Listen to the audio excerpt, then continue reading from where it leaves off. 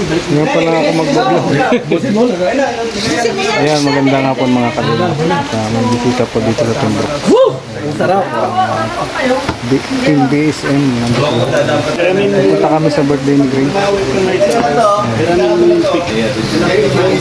Tuloy nyo ito. Punta na din. Let's go!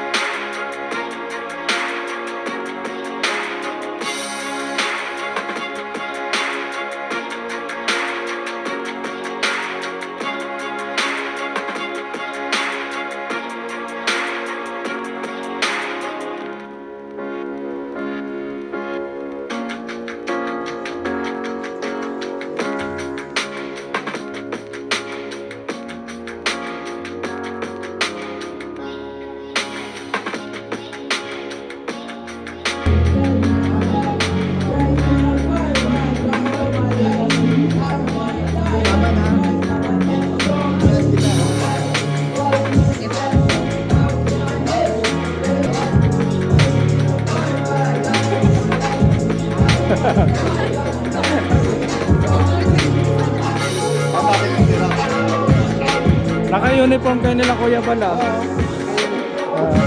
Kakalabas nyo lang sa school? 3:30. Ito pa, si Starbucks pa. Starbucks.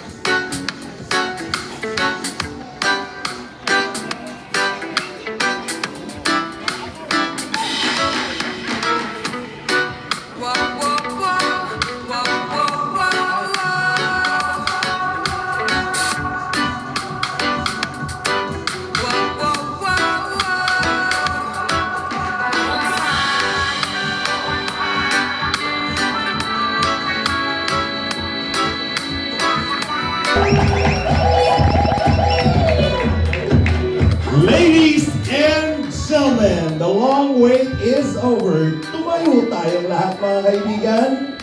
Please be ready with your cell phones. Because right now, we would like to welcome and introduce you for this very special day, a very special milestone.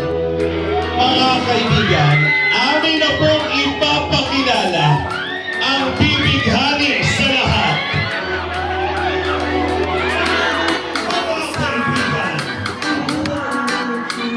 ladies and gentlemen, the very beautiful, ang pinakamaganda sa lahat ng angel. Make some noise! Our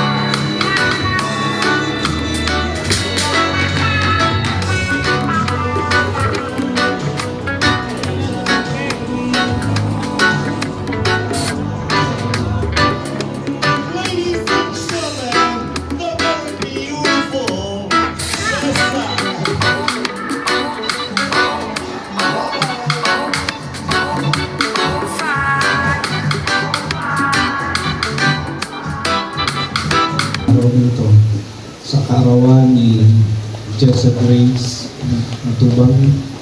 Salamat at nasaksihan namin, Panginoon, ang kanyang tunay na pagkadalaga sa araw na ito. Iyaan mo po na basbasan mo, lingapin mo siya hanggang sa tagpuan niya ang kanyang tamang direksyon ng kanyang buhay bilang anak mo, Panginoon.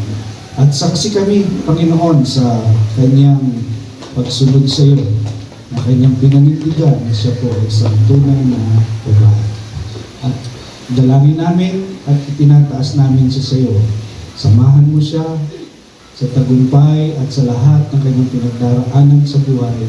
Ipadama mo sa kanya na hindi lamang ang pamilyang Matubang ang nagmamahal sa kanya, kundi ang buong subscribers, Panginoon, ang Kalingap. At ipadama mo rin sa kanya ang pag-ibig na nagmumula sa iyo, Panginoon.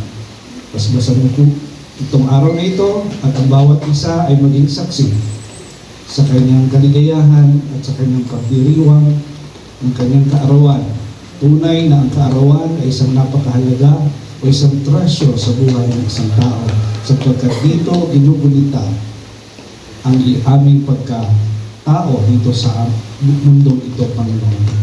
Sa iyo po ang kapurihan at hangad namin ang patuloy na kasiyahan sa buong okasyon ito. Ito ang aming dalangin, niling namin sa pangalan ng Ama, ng Anak at ng Espiritu Santo, sa pangalan ni Jesus. Lahat po ay sumagot na amin. May tao kayong mararamdaman na komportable kayo agad, hindi kayo makakaramdam ng kahit ano. Kasi ito pong batang ito, from the very first time, napakalambing po ito sa akin.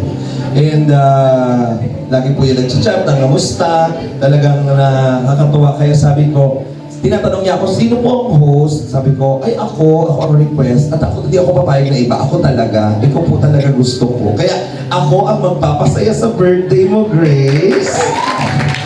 Bukod kay Norman, Ako ay magpapasaya. Iyak ka nang iyak kanina pa. Naiiyak ka ba dahil sa emosyon? Naiiyak ka dahil masikip yung suot mo. Kasi po, wala po siyang kanina din niyo po alam niyo. Actually, kanina po habang nagbibigay siya, di niya po alam po ano yung mga sinusuot niya, hanggang may nipple tape kanina. Ano po ito? Para saan po ito? Naguguluhan po siya sa mga nangyayari. Nasa ibang mundo, dimension siya. Pero, maganda pa si Grace? Nako, mamaya kanina nga nagkwentuhan kami at marami po akong nalaman sa kanya. Hindi lang pala si Norman ang lalaki sa buhay niya. Mamaya malalaman po natin yan. Kasi ini-interview ko siya kanina. Talagang may ganung part si Jess. Pero sa oras na ito, mag-i-interview ako ng mga bisita dito sa oras na ito. Yan, ikaw na muna. Rosa, tayo ka. Gusto ko lang, magbigay ka. Ano ang naramdaman mo nung nakita mo si Jessa Grace? Magbigay ka ng naramdaman mo. Ano? Natulala. Bakit ka natulala? Ganito po, ibang iba po dyan sa Grace na nakilala ko dati. Diba? Oh.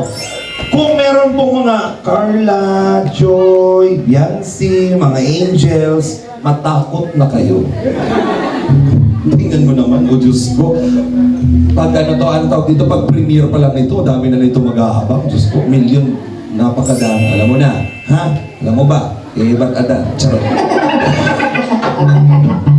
Dito naman tayo kay Norman na pati. Ikaw, Jay Brad.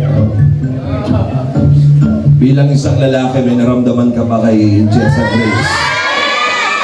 Hindi, bilang isang lalaki ba, ay, ganda nito. Parang ano yung naramdaman mo nung pag-ikot ni Jessa Grace?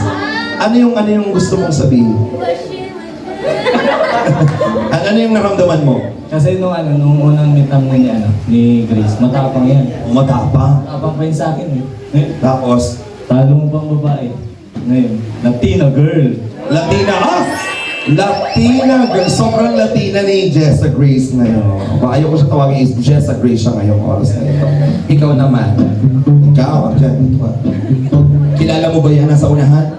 Si Grace. Sino? Si Grace. Si Grace. Anong Ate Grace? Anong masasabi mo kay Ate Grace na nakasuot siyang gown, nakahikaw, nakaganyang make-up? Ano masasabi mo? Naninibago ko kasi iba ko sa Ate Grace na ilala ko.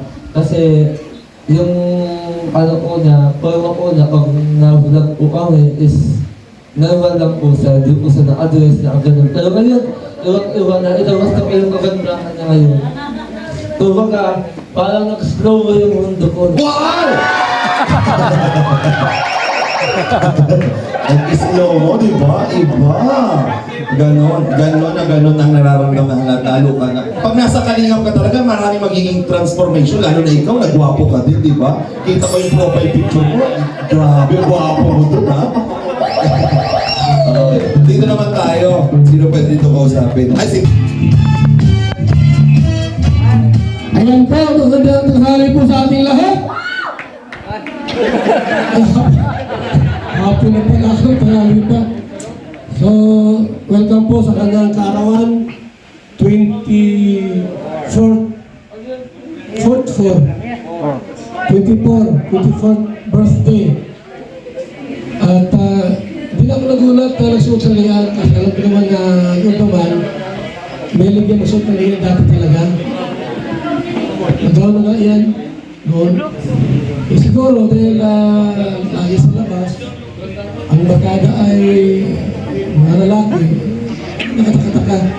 So welcome po sa ating lahat sa kanya pong kaarawan at mabuhay po ang King Kalinga.